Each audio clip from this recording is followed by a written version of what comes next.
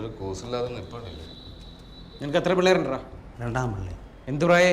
16, 14. അവർക്ക് നീ കാലത്ത് എന്താണ് തിന്നാൻ കൊടുക്കുന്നത്? പുട്ട്, ഇഡലി.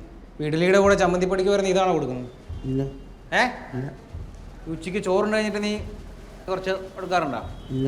വൈകിട്ട് കഞ്ഞിയുടെ കൂടെ? ഇല്ല. അപ്പം നിനക്കറിയാം ഈ സാമാനം കഴിച്ചാൽ ക്യാൻസർ വരുമെന്ന് നിനക്കറിയാം അല്ലടാ. നാട്ടുകാരുടെ പിള്ളേരെ ഒരു അസുഖം ചത്തോട്ടെന്നല്ലേ?